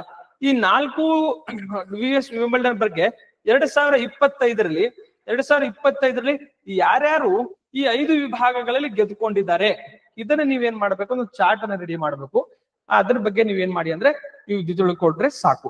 ನಿಮ್ಗೇನ್ ಕರೆಂಟ್ ಅಫೇರ್ಸ್ ನೀವೇನ್ ಟಚ್ ಮಾಡ್ಬೇಕಂತಂದ್ರೆ 2025 ಅಲ್ಲಿ ಈ 4 ವಿಂಬಲ್ಡನ್ ಪ್ರಶಸ್ತಿಗಳನ್ನ ಯಾರು ಗೆದ್ದುಕೊಂಡಿದ್ದಾರೆ? ಹೌದಾ, ಫ್ರಾನ್ಸ್ ನ ಅಲ್ಕಾರಾಜ್ ಏನ್ ಮಾಡ್ಕೊಂಡ್ರೆ ಈ ಸಾರಿ ಏನ್ ಗೊತ್ತಾ ಯಂಗ್ ಅಂಡ್ ಎನರ್ಜೆಟಿಕ್ ಬಾಯ್ ಏನ್ ಮಾಡ್ತಾ ಇದ್ದಾನೆ, ಸಾಕಷ್ಟು ಏನ್ ಗೊತ್ತಾ ಮುನ್ನೆಲೆಗೆ ಬರ್ತಾ ಇದ್ದಾನೆ. ಅದನ್ನ ಸ್ವಲ್ಪ ನೆನ್ಪಿಡುವ ಪ್ರಯತ್ನವನ್ನು ಮಾಡಿ. ಜೊತೆಗೆ ಇದೇ ವಿಂಬಲ್ಡನ್ ಪ್ರಶಸ್ತಿ ಕುರಿತು ಏನಿತ್ತಂದ್ರೆ ಈ ಸಬಲೆಂಕಾ ಅಜರೆಂಕಾ ಅವ್ರೇನಂತ ಸ್ವಲ್ಪ ಒಂದು ಕಮೆಂಟ್ ಮಾಡೋ ಮೂಲಕ ಕೂಡ ಅವ್ರು ನ್ಯೂಸ್ ಅಲ್ಲಿ ಇದ್ರು. ಯಾಕೆ ನ್ಯೂಸ್ ಅಲ್ಲಿ ಅದನ್ನು ಕೂಡ ಸ್ವಲ್ಪ ಟ್ರ್ಯಾಕ್ ಮಾಡುವ ಪ್ರಯತ್ನವನ್ನ ಮಾಡಿ. ಓಕೆ, ನೆಕ್ಸ್ಟ್ ನೋಡಿ, ವೆರಿ ಇಂಪಾರ್ಟೆಂಟ್. ಈ ಕ್ವಶನ್ ಮಾತ್ರ ಮುಂದಿನ ಎಕ್ಸಾಮ್ಸ್ ಗಳಲ್ಲಿ 100% ಬರ್ತದೆ, ಇದ್ರಲ್ಲಿ ಡೌಟೇ ಇಲ್ಲ. ಹೌದಾ, ಯಾವ ರೂಪದಲ್ಲಿ ಬರ್ತದೆ? ಬಾನು ಮಸ್ತಾಕ್ ಅವರು ಆಸ್ಕರ್ ಪ್ರಶಸ್ತಿ ಪಡ್ಕೊಂಡಿದ್ದಾರೆ, ಅದ್ರ ಬಗ್ಗೆ ಏನ್ ಗೊತ್ತಾ, ಅದ್ರ ಮೇಲೆ ಬರ್ಬೋದು, ಇಲ್ಲಾಂದ್ರೆ ಇದ್ರ ಮೇಲೆ ಬರ್ಬೋದು. 100% ಕ್ವಶನ್ ಇದು.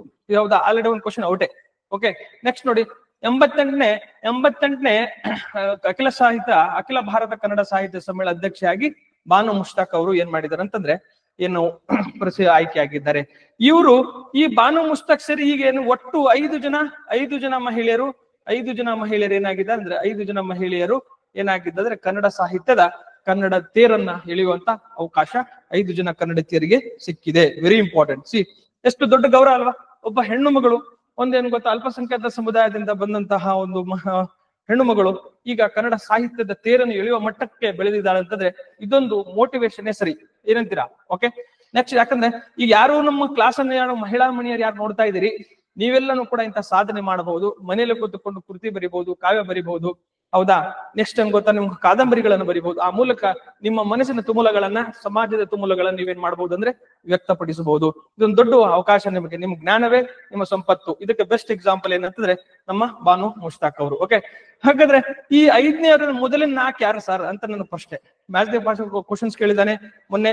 1974ರಲ್ಲಿ ಏನಾಗತ್ತೆ ಅಂದ್ರೆ 1974ರಲ್ಲಿ ಏನಾಗತ್ತೆ, ನೆಕ್ಸ್ಟ್ 48ನೇ ಸಾಹಿತ್ಯ ಸಮ್ಮೇಳನದ ಅಧ್ಯಕ್ಷರಾಗಿ ಯಾವ ಜಯದೇವಿ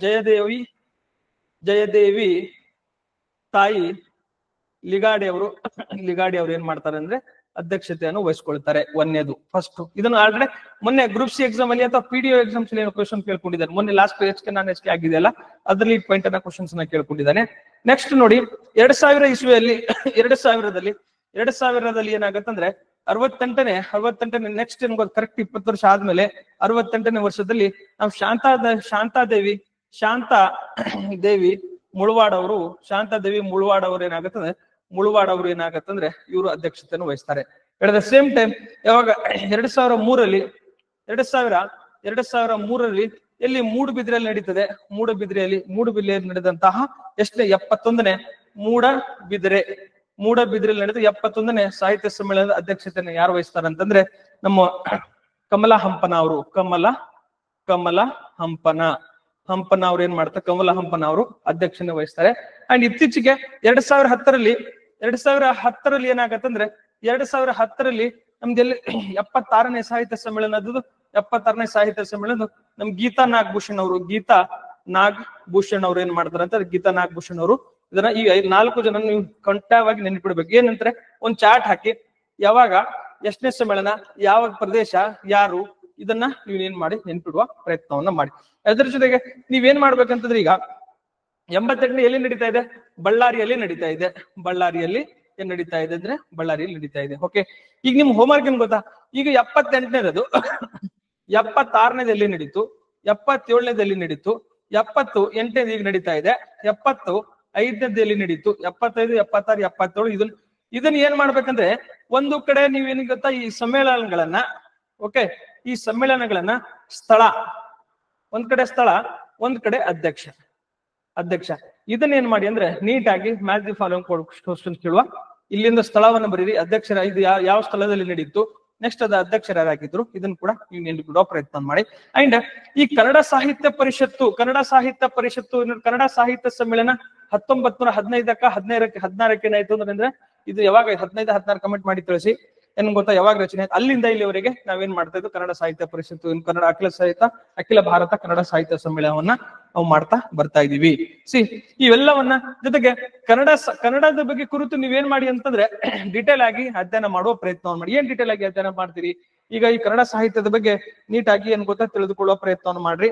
ಎಟ್ ದ ಸೇಮ್ ಟೈಮ್ ಏನ್ ಮಾಡಿ ಅಂತಂದ್ರೆ ಈ ಬಾನು ಮುಸ್ತಾಕ್ ಅವರ ಬಗ್ಗೆ ನೀವು ಬೇಸಿಕ್ಸ್ ಆಗಿ ನೀಟಾಗಿ ಅಧ್ಯಯನ ಮಾಡುವ ಪ್ರಯತ್ನವನ್ನ ಮಾಡ್ಬೇಕಾಗತ್ತೆ. ಓಕೆ, ನೆಕ್ಸ್ಟ್ ಅಖಂಡ ಕಲೆ ಸಮ್ಮೇಳನ ಎಲ್ಲಿ ನಡೀತು, ಇವೆಲ್ಲ ಹೋಮ್ವರ್ಕ್ ಅನ್ನ ನೀಟಾಗಿ ಮಾಡುವ ಪ್ರಯತ್ನವನ್ನು ಮಾಡಿ. ಜೊತೆಗೆ ಕನ್ನಡ ಭಾಷೆಗೆ ಶಾಸ್ತ್ರೀಯ ಸ್ಥಾನಮಾನವನ್ನ ಸಿಕ್ಕಿದೆ. ಆ ಕನ್ನಡ ಭಾಷೆ ಶಾಸ್ತ್ರೀಯ ಸ್ಥಾನಮಾನ ಯಾವಾಗ ಸಿಕ್ತು, ಕನ್ನಡ ಭಾಷೆಗೆ ಶಾಸ್ತ್ರೀಯ ಸ್ಥಾನಮಾನ ಸಿಗೋದ್ರಿಂದ ಏನ್ ಪ್ರಯೋಜನ ಆಗತ್ತೆ, ಜೊತೆಗೆ ಗೋಕಾಕ್ ಚಳುವಳಿ ಇದಕ್ಕೆ ಇಂಪಾರ್ಟೆಂಟ್ ಇದೆ, ಅದನ್ನು ಕೂಡ ನೀವೇನ್ ಮಾಡಿ ಅಂದ್ರೆ ಅಧ್ಯಯನ ಮಾಡುವ ಪ್ರಯತ್ನವನ್ನ ಮಾಡಿ. ಜೊತೆಗೆ ಕನ್ನಡ ಸಾಹಿತ್ಯ ಪರಿಷತ್ತು, ಕನ್ನಡ ಅಭಿವೃದ್ಧಿ ಪ್ರಾಧಿಕಾರ, ಕನ್ನಡ ಭಾಷೆ ಮತ್ತು ಇವೆಲ್ಲವೂ ಕನ್ನಡ ಭಾಷೆಗೆ ಏನ್ ನಾವು ಏನ್ ಯೋಜನೆ ಮಾಡ್ಕೊಂಡ್ವಿ, ಈ ನುಡಿ ತಂತ್ರಾಂಶ, ಈ ಕನ್ನಡ ಭಾಷೆ ರಿಲೇಟೆಡ್ ಎಲ್ಲವನ್ನ ನೀವೇನ್ ಮಾಡಿ ಅಂತಂದ್ರೆ ಡಿಟೇಲ್ ಆಗಿ ಅಧ್ಯಯನ ಮಾಡುವ ಪ್ರಯತ್ನವನ್ನ ಮಾಡಿ. ಓಕೆ, ನೆಕ್ಸ್ಟ್ ನೋಡಿ, ಕಪ್ಪತ್ಗುಡ್ಡ 18 ಕೋಟಿ ಸಮಗ್ರ ಯೋಜನೆ. ನಿಮಗೆಲ್ಲ ಇದನ್ನ ಏನ್ ಮಾಡ್ತೀವಿ ಅಂದ್ರೆ ಉತ್ತರ ಕರ್ನಾಟಕದ ಲಂಗ್ಸ್ ಅಂತ ಕೂಡ ಕರಿತೀವಿ. ಅದು ಉತ್ತರ ಕರ್ನಾಟಕದ ಏನ್ ಗೊತ್ತಾ, ಉತ್ತರ ಕರ್ನಾಟಕದ ಲಂಗ್ಸ್ ಅಂತ ಏನ್ ಕರಿತೀವಿ ನಾವು, ಕಪ್ಪತ್ಗುಡ್ಡ ಅನ್ನು ಕರಿತೀವಿ. ಇಟ್ ದ ಸೇಮ್ ಟೈಮ್ ಇದನ್ನ ಉತ್ತರ ಕರ್ನಾಟಕದ ಸಹ್ಯಾದ್ರಿ ಅಂತ ಕೂಡ ಇದನ್ನ ಕರಿತೀವಿ. ಇದಕ್ಕೆ ನಾವೇನ್ ಮಾಡ್ಕೊಂಡಿದ್ವಿ ಅಂತಂದ್ರೆ 15 ಮಾಡಿ ನಾವು ಇದೇನ್ ಮಾಡಿದ್ರೆ ನಾವು ಜೀವ ವೈವಿಧ್ಯತೆ ತಾಣವಾಗಿ ನಾವೇನ್ ಮಾಡ್ಕೊಂಡಿವಿ, ಇದನ್ನ ಘೋಷಣೆ ಮಾಡ್ಕೊಂಡಿವಿ. ಇದನ್ನ ಅಭಿವೃದ್ಧಿ ಪಡಿಸಲು 18 ಕೋಟಿ ರೂಪಾಯಿದಲ್ಲಿ ನಾವು ಪ್ರವಾಸೋದ್ಯಮ ಮಾಡ್ಕೊಳ್ಳಕ್ಕೆ, ಪ್ರವಾಸೋದ್ಯಮನ ಪ್ರಮೋಟ್ ಮಾಡಕ್ಕೆ ಯೋಜನೆ ಮಾಡ್ತಾ ಇದೀವಿ. ನಿನ್ನಿನ ಡಿಟೇಲ್ ಡಾಕ್ಯುಮೆಂಟ್ ಅಲ್ಲಿ ಈ ಕಪ್ಪತ್ಗುಡ್ಡದ ಬಗ್ಗೆ ಏನ್ ಗೊತ್ತಾ, ಕಪ್ಪತ್ಗುಡ್ಡದ ಬಗ್ಗೆ ಯಾವ ಗದಗ ಜಿಲ್ಲೆಯಲ್ಲಿ ಕಂಡು ಬರ್ತದೆ, ಅದರ ಕಂಡು ಬರುವಂತ ಜೀವ ವೈವಿಧ್ಯತೆಗಳು ಯಾವುವು, ಪ್ರಾಣಿ ವರ್ಗಗಳು ಯಾವ್ಯಾವು, ಅದರಲ್ಲಿ ಪ್ರವಾಸೋದ್ಯಮಕ್ಕೆ ಏನ್ ಇಂಪಾರ್ಟೆಂಟ್ ಇದೆ, ಐತಿಹಾಸಿಕ ಏನ್ ಇಂಪಾರ್ಟೆಂಟ್ ಇದೆ. ಅಟ್ ದ ಸೇಮ್ ಟೈಮ್ ಅದರ ಸಮೀಕ್ಷೆ ಮೊಟ್ಟ ಮೊದಲ ಬಾರಿಗೆ ನಾವು ಡೆಹ್ರಾಡೂನ್ ಅಲ್ಲಿ ರಾಷ್ಟ್ರೀಯ ಏನ್ ಗೊತ್ತಾ ಅರಣ್ಯ ಸಂಶೋಧನಾ ಸಂಸ್ಥೆ ಏನ್ ಮಾಡಿದ್ರೆ ಫಸ್ಟ್ ಟೈಮ್ ಬಾರಿಗೆ ಸಂಶೋಧನೆ ಮಾಡ್ತಾ ಇದೆ, ಸಮೀಕ್ಷೆ ಮಾಡ್ತಾ ಇದೆ. ಅದರ ಬಗ್ಗೆ ಕ್ವಶನ್ಸ್ ಇದೆ ಹಾಕೊಂಡಿದ್ದೀನಿ. ಎಟ್ ದ ಸೇಮ್ ಟೈಮ್ ಈ ಕಪ್ಪತ್ಗುಡ್ಡವನ್ನು ಸಂರಕ್ಷಣೆ ಮಾಡೋದ್ರ ಏನ್ ನಮಗೆ ಲಾಭ ಆಗತ್ತೆ, ಜೀವ ವೈವಿಧ್ಯತೆ ಸಂರಕ್ಷಣೆ ತಾಣವನ್ನು ಮಾಡಿದ ಘೋಷಣೆಯಿಂದ ಅವೆಲ್ಲವನ್ನ ಡಿಟೇಲ್ ಆಗಿ ನಾನು ಇದನ್ನ ಮಾಡಿದ್ದೀನಿ. ಈ ಡಾಕ್ಯುಮೆಂಟ್ ನಿನ್ನೆ ಕ್ಲಾಸ್ ಡಾಕ್ಯುಮೆಂಟ್ ಅಲ್ಲಿ ಇದೆ, ಅದನ್ನ ಕರೆಕ್ಟ್ ಆಗಿ ಅಧ್ಯಯನ ಮಾಡಿ 100% ಕ್ವಶನ್ಸ್ ಬರ್ತದೆ ಮುಂದಿನ ದಿನಗಳಲ್ಲಿ. ಯಾಕಂದ್ರೆ ರಿಪೀಟೆಡ್ ಆಗಿ ನ್ಯೂಸ್ ಅಲ್ಲಿ ಇದೆ, ಎಕ್ಸಾಮ್ ಅಲ್ಲಿ ಬರಲೇಬೇಕು. ಓಕೆ, ನೆಕ್ಸ್ಟ್ ನೋಡಿ, ಈ ಖಾತಾಗೆ ರಾಷ್ಟ್ರೀಯ ಇ ಆಡಳಿತ ಪ್ರಸಿದ್ಧ ಚಿಹ್ನವೇ. ನಿಮ್ಗೆಲ್ಲ ಗೊತ್ತಿದೆ ಈ ಖಾತಾ ಏನ್ ಮಾಡಿದ್ರೆ ಈ ಅಕ್ರಮ ಏನ್ ಗೊತ್ತಾ, ಈಗ ಈ ಅಕ್ರಮ ಏನಾಗ್ತಾ ಇದೆ, ಅಕ್ರಮ ದಾಖಲೆಗಳಿಂದ ರಾಜ್ಯದಲ್ಲಿ ಏನಾಗ್ತಾ ಇದೆ ಅಂದ್ರೆ ನಮ್ಗೇನು ಗೊತ್ತಾ, ಸಾಕಷ್ಟು ಆಸ್ತಿಯ ವಿವರಗಳ ಕುರಿತು ಗೊಂದಲ ಮೂಡ್ತಾ ಇದೆ. ಅದಕ್ಕೆ ಈ ಖಾತಾ ಯೋಜನೆ ಜಾರಿಗೆ ತಂದಿವಿ. ಇದಕ್ಕೆ 2004 ಮತ್ತು 2024 ಮತ್ತು 25ನೇ ಸಾಲಿನ ರಾಷ್ಟ್ರೀಯ ಇ ಆಡಳಿತ ಪ್ರಶಸ್ತಿ ಪಡ್ಕೊಂಡಿದೆ. ಹಾಗಾದ್ರೆ ಈ ಖಾತಾ ಏನಿದು ಕತೆ? ಈ ಖಾತಾ ಅಂದ್ರೆ ಸಿಂಪಲ್ ಏನಿಲ್ಲ, 2024 ಆಗಸ್ಟ್ 10ಕ್ಕೆ ಇದನ್ನ ನಾವೇನ್ ಮಾಡ್ತೀವಿ ಅಂತ ಜಾರಿಗೆ ತರ್ತೀವಿ. ಆಗಸ್ಟ್ 10ಕ್ಕೆ ಇದರ ಟೋಟಲ್ ಜೂನ್ ಏನಾಗುತ್ತೆ ಅಂದ್ರೆ ಇದು ಜೂನ್ 2025ಗೆ ಇದು ಎಷ್ಟಂದ್ರೆ ಟೋಟಲ್ ಎಷ್ಟು ಜನರಿಗೆ ಈ ಖಾತಾ ಕೊಟ್ಟಿದೆ ಅಂದ್ರೆ 25% ಏನ್ ಗೊತ್ತಾ, 25% ಟೋಟಲ್ 100% ಏನ್ ಅನ್ಕೊಂಡಿವಿ, ಅದ್ರಲ್ಲಿ 25% ಈ ಖಾತಾವನ್ನು ಕೊಟ್ಕೊಂಡಿವಿ. ಇದರ ಉದ್ದೇಶ ಏನಂದ್ರೆ ಪೇಪರ್ಲೆಸ್ ವರ್ಕರ್ ಹೋಗ್ತಾ ಇದೀವಿ. ಪೇಪರ್ ಖಾತಾದಲ್ಲಿ ಏನೈತೆ ನಕಲಿ ದಾಖಲೆಗಳು ಸೃಷ್ಟಿ ಆಗ್ತಾ ಇತ್ತು. ಮತ್ತೆ ಭೂಮಾಪೇಕ್ಷದ ಮೂಲಕ ಏನ್ ಮಾಡ್ತಾ ಇದೆ ಅಂತಂದ್ರೆ ದಾಖಲೆಗಳನ್ನ ನಾವೇನ್ ಮಾಡ್ತಾ ಇದ್ದೀವಿ, ಮಾಡಿಫೈ ಮಾಡಿ ಒಂದೇ ಭೂಮಿಯನ್ನ ನಾವು 4 ಕಡೆ ಮಾರುವ ಕೆಲಸ ಮಾಡ್ತಾ, ಅದನ್ನ ಕರಬ್ ಮಾಡಕ್ಕೆ ನಾವೇನ್ ಮಾಡ್ತೀವಿ, ಈ ಖಾತಾವನ್ನ ಜಾರಿಗೆ ತಂದುಕೊಂಡಿದೀವಿ. ರಿಪೀಟೆಡ್ ಆಗಿ ನ್ಯೂಸ್ ಅಲ್ಲಿ ಇದೆ, ನೆನಪಿಡುವ ಪ್ರಯತ್ನವನ್ನ ಮಾಡಿ. ಯಾವಾಗ ಜಾರಿಗೆ ಬಂದಿದ್ದು ನೆನಪಿಡಿ. 2024 ಅಲ್ಲಿ ಆಗಸ್ಟ್ 10ಕ್ಕೆ ಕಾರ್ಯಾರಂಭ ಮಾಡಿದೆ. ಈ ಡೇಟ್ ಅನ್ನು ನೆನಪಿಡುವ ಪ್ರಯತ್ನವನ್ನು ಮಾಡಿ. ಇದರ ಉದ್ದೇಶ ನಿಮ್ಗೆ ಗೊತ್ತೇ ಇದೆ. ಇದಕ್ಕೆ ಏನ್ ಮಾಡ್ಕೊಂಡಿ ಅಂದ್ರೆ ಈ ಖಾತಾ ರಾಷ್ಟ್ರೀಯ ಆಡಳಿತ ಚಿನ್ನದ ಪ್ರಶಸ್ತಿಯನ್ನ ಕೇಂದ್ರ ಸರ್ಕಾರ ಇದಕ್ಕೆ ಕೊಟ್ಟಿದೆ. ಅಷ್ಟು ಬೇಸಿಕ್ಸ್. ಹಾಗಾದ್ರೆ ಈಗ ಗಮನಿಸಿ, ಎಕನಾಮಿಕ್ ನೀವ್ ಏನ್ ಮಾಡಿ ಗೊತ್ತಾ, ಎಕನಾಮಿಕ್ ಸರ್ವೆ ಆಫ್ ಕರ್ನಾಟಕದನ್ನ ನನಗೆ ಗೊತ್ತಾ, ಇದರಲ್ಲಿ ಈ ಆಡಳಿತದ ಬಗ್ಗೆ ಒಂದು ಚಾಪ್ಟರ್ ಇದೆ. ಈ ಆಡಳಿತದ ಬಗ್ಗೆ ಏನ್ ಮಾಡಿ ಅಂದ್ರೆ ನೀಟಾಗಿ ಅಧ್ಯಯನ ಮಾಡೋ ಪ್ರಯತ್ನ ಮಾಡಿ. ಯಾಕಂದ್ರೆ ಇತ್ತೀಚಿನ ಪ್ರಿವಿಯಸ್ ಇಯರ್ ಕ್ವಶನ್ ಪೇಪರ್ ನೋಡಿದಾಗ ಏನ್ ಕ್ವಶನ್ ಕೇಳಿದಾನೆ ಅಂದ್ರೆ ಅವಲೋಕನ ಸಾಫ್ಟ್ವೇರ್ ಬಗ್ಗೆ ಕ್ವಶನ್ಸ್ ಕೇಳಿದಾನೆ. ನೆಕ್ಸ್ಟ್ ಏನ್ ಗೊತ್ತಾ, ನಮ್ಮ ಪಂಚತಂತ್ರ ಬಗ್ಗೆ ಪಂಚತಂತ್ರ ಯಾವ ಬಗ್ಗೆ ಕ್ವಶನ್ಸ್ ಅನ್ನ ಕೇಳಿದಾನೆ. ನೆಕ್ಸ್ಟ್ ನಮ್ದು ಕರ್ನಾಟಕ 1 ಬಗ್ಗೆ ಕ್ವಶನ್ಸ್ ಅನ್ನ ಕೇಳಿದಾನೆ. ನೆಕ್ಸ್ಟ್ ಏನ್ ಗೊತ್ತಾ, ಈ HRMS ಬಗ್ಗೆ ಕ್ವಶನ್ಸ್ ಅನ್ನ ಕೇಳ್ಕೊಂಡಿದ್ದಾನೆ. ಈ ಮುಖ್ಯಮಂತ್ರಿ ಯೋಜನೆ ರಿವ್ಯೂಗಳ ಒಂದು ಆಪ್ ಮಾಡ್ಕೊಂಡು ಆ ಆಪ್ ಬಗ್ಗೆ ಕ್ವಶನ್ಸ್ ಅನ್ನ ಕೇಳ್ಕೊಂಡಿದ್ದಾನೆ. ಸೊ ಈ ಗವರ್ನೆನ್ಸ್ ನನ್ ಗೊತ್ತಾ, ಈ ಆಡಳಿತವನ್ನ ನೀವು ಇಲ್ಲಿಂದ ನೀಟಾಗಿ ಪ್ರಿಪರೇಷನ್ ಮಾಡುವ ಪ್ರಯತ್ನವನ್ನ ನೀವು ಮಾಡ್ಬೇಕಾಗತ್ತೆ. ಓಕೆ, ಇದನ್ನ ನೀವು ನೀಟಾಗಿ ಮಾಡ್ತೀರ ಅಂತ ಭಾವಿಸ್ಕೊಳ್ತೇನೆ. ಓಕೆ, ನೆಕ್ಸ್ಟ್ ನೋಡಿ, ಹುಲಿಗಳ ಸಾವು ಅಕ್ಷಮ ತಪ್ಪಿಸ್ತರಿಗೆ ಶಿಕ್ಷೆ ಆಗಲಿ. ಎಷ್ಟು ಇಂಪಾರ್ಟೆಂಟ್ ಇದೆ ನೋಡಿ. ಈ ತಮಗೆಲ್ಲ ಗೊತ್ತಿರುವ ಹಾಗೆ ನಾವು ಹುಲಿಗಳ ಏನ್ ಗೊತ್ತಾ, ಚಾಮರಾಜನಗರ ಜಿಲ್ಲೆಯ ಮಲೆ ಮಹದೇಶ್ವರ ಏನಾಗುತ್ತೆ ಅಂದ್ರೆ ಮಲೆ ಬೆಟ್ಟದಲ್ಲಿ ಏನ್ ಗೊತ್ತಾ, ಒಂದು ಹುಲಿ ಪ್ಲಸ್ 4 ಮರಿಗಳ ವಿಷಶ್ರಾವಣ ಮಾಡಿ ಏನ್ ಮಾಡಿದಾರೆ ಅಂದ್ರೆ ಸಾವಿಸಲಾಗಿದೆ. ಈಗ ಮನುಷ್ಯನ ಎಷ್ಟು ದುಷ್ಟ ಭಾವನೆ ಇದೆ ಅಂತಂದ್ರೆ, ಈ ಭೂಮಿ ನಮಗೆ ಮಾತ್ರ ಸೇರಿದ್ದು ಎಂಬ ಭಾವನೆ ನಮ್ಮಲ್ಲಿದೆ. ಈ ಭೂಮಿ ನಮಗೆ ಮಾತ್ರ ಸೇರಿ, ನಾವು ಒಂದು ಪಾರ್ಟ್ ಇದರದು, ಹೌದಾ, ನಮಗ್ ಸೇರಿಲ್ಲ. ಈ ಎಷ್ಟು ಜೀವರಾಶಿಗಳಿದೆ ಈ ಭೂಮಿಯ ಮೇಲೆ, ಹೌದಾ, ಅವೆಲ್ಲರಿಗೂ ಅವ್ರು ಸೇರಿದ್ದು ಭೂಮಿ. ನಾವು ಅವ್ರ ಜೊತೆ ಹೊಂದಾಣಿಕೆ ಆಗಿ ಹೋಗ್ಬೇಕು. ಇಲ್ಲಿ ಏನಾಗಿದೆ ಅಂದ್ರೆ, ಅವರು ಒಂದು ಆಕಳನ್ನ ಹುಲಿ ತಿಂದಿದೆ ಅಂತ ಏನ್ ಮಾಡ್ಕೊಂಡಿದ್ದ 4 ವಿಷಶ್ರಾವಣ ಮಾಡಿ ಸರ್ವೇಸಿ. ಇಟ್ ಇಸ್ ಪೇನ್ಫುಲ್ ಇದೆ. ಯಾಕಂದ್ರೆ ಅವ್ರಿಗೂ ಪಾಪ ನಮ್ಮ ಹತ್ರ ಜೀವ ಇದೆ ಅಲ್ವಾ. ಅದಕ್ಕೆ ಇದಕ್ಕೆ ನಿಮ್ಗೆ ಏನಿದ್ರೆ ಈಗ FIR ರಿಜಿಸ್ಟರ್ ಆಗಿದೆ, ಒಂದು ಕಮಿಟಿ ರಚನೆ ಆಗಿದೆ, ಇದು ಗೊತ್ತಿರಲಿ. ಈ ನಿಮಗೆ ಇಲ್ಲಿ ನೀವ್ ಏನ್ ಸ್ಟಡಿ ಮಾಡ್ಬೇಕಂದ್ರೆ 1973ರಲ್ಲಿ ಏನ್ ಗೊತ್ತಾ, ಇನ್ನು ಪ್ರಾಜೆಕ್ಟ್ ಟೈಗರ್ ಅನ್ನ ನಾವು ಜಾರಿಗೆ ತರ್ತೀವಿ. ಇದ್ರ ಬಗ್ಗೆ ನೀವು ಅಧ್ಯಯನ ಮಾಡುವ ಪ್ರಯತ್ನವನ್ನು ಮಾಡಿ. ಎಟ್ ದ ಸೇಮ್ ಟೈಮ್ ನೋಡಿ, ಈಗ ವೈಲ್ಡ್ ಲೈಫ್ ಪ್ರೊಟೆಕ್ಷನ್ ಆಕ್ಟ್ಸ್ ಬಗ್ಗೆ ನೀವು ಅಧ್ಯಯನ ಮಾಡಿ. Next national tiger conservation authority ಬಗ್ಗೆ ನೀವು ಅಧ್ಯಯನ ಮಾಡಿ. ಮತ್ತೆ ಟೈಗರ್ ರಿಸರ್ವ್ಸ್ ಬಗ್ಗೆ, ನ್ಯಾಷನಲ್ ಪಾರ್ಕ್ಸ್ ಬಗ್ಗೆ, ವೈಲ್ಡ್ ಲೈಫ್ ಸೆಂಚುರೀಸ್ ಬಗ್ಗೆ, ನೆಕ್ಸ್ಟ್ ನಮ್ದು ಸ್ಯಾಕ್ರೆಡ್ ಗ್ರೋಸ್ ಅಂತದ ನೋಡಿ, ಸ್ಯಾಕ್ರೆಡ್ ಗ್ರೋಸ್ ಬಗ್ಗೆ ಅದನ್ನ ಏನ್ ಮಾಡಿ, ಮತ್ತೆ ಬ್ಲೂ ಫ್ಲಾಗ್ ಸರ್ಟಿಫಿಕೇಟ್ಸ್ ಬಗ್ಗೆ, ಇವು ಎಲ್ಲದರ ಕುರಿತು ನೀವೇನ್ ಮಾಡಿ ಅಂದ್ರೆ ಅಧ್ಯಯನ ಮಾಡುವ ಪ್ರಯತ್ನ ಮಾಡಿ. ಜೊತೆಗೆ ನಾವು ಹುಲಿ ಸಂರಕ್ಷಣೆ, ಟೈಗರ್ ರಿಸರ್ವ್ ಎಷ್ಟದಾವೆ ಕರ್ನಾಟಕದಲ್ಲಿ, ಮತ್ತೆ TX2 ಪ್ರೋಗ್ರಾಮ್ ಅಂದ್ರೆ ಏನ್ ಎದಕ್ಕೆ ಇಂಪಾರ್ಟೆಂಟ್. ಜೊತೆಗೆ ಪೀಟರ್ಬರ್ಗ್ ಡಿಕ್ಲೇರೇಷನ್ ಅಂತ ಬರ್ತದೆ. ಪೀಟರ್ಬರ್ಗ್ ಡಿಕ್ಲೇರೇಷನ್ ಹೇಗೆ ಸಂಬಂಧಪಟ್ಟಿದೆ, ಅವೆಲ್ಲವನ್ನ ಕುರಿತು ನೀವೇನ್ ಮಾಡಿ ಅಂದ್ರೆ ಅಧ್ಯಯನ ಮಾಡೋ ಪ್ರಯತ್ನ ಮಾಡಿ. ಜೊತೆಗೆ ಈಗ ದೇಶದಲ್ಲಿ ಹುಲಿ ಸಂರಕ್ಷಣಾ ಸ್ಥಾನಗಳ ಸಂಖ್ಯೆ ಎಷ್ಟಿದೆ ಅಂತಂದ್ರೆ 58 ಹುಲಿ ಸಂರಕ್ಷಣಾ ಸ್ಥಾನಗಳಿದೆ. ಇದನ್ನ ಈ ಡೇಟಾಗಳನ್ನ ನಾನು ಯಾಕೆ ಅವಾಯ್ಡ್ ಮಾಡ್ತೀನಿ ಯೂಶಲಿ ಹೇಳಕ್ಕಂತಂದ್ರೆ, ನಾ ಇವತ್ತೇನು ಹೇಳಿರ್ತೀನಿ, ಮತ್ ನಾಳೆ ಏನೋ ಆಗಿದ್ದು ಒಂದು ವಾರ ಬಿಟ್ಟು ಚೇಂಜ್ ಆಗಿರ್ತದೆ, 59 ಆಗಿರ್ತದೆ. ಸೊ ನೀವು ಆಸ್ ಎ ವಿದ್ಯಾರ್ಥಿಗಳಾಗಿ ನೀವ್ ಏನ್ ಮಾಡ್ಬೇಕಂತಂದ್ರೆ, ಎಕ್ಸಾಮ್ ಹೋಗೋಕ್ಕಿಂತ ಮುಂಚಿತವಾಗಿ ಇಂಥ ಡೇಟಾಗಳನ್ನ ನೀವು NTCA national tiger conservation authority portal ಮೇಲೆ ನೀವೇನ್ ಮಾಡಿ ಅಂತಂದ್ರೆ ಒಂದ್ಸಾರಿ ಕ್ರಾಸ್ ವೆರಿಫೈ ಮಾಡ್ಕೊಂಡು ಹೋಗ್ಬೇಕಾಗತ್ತೆ.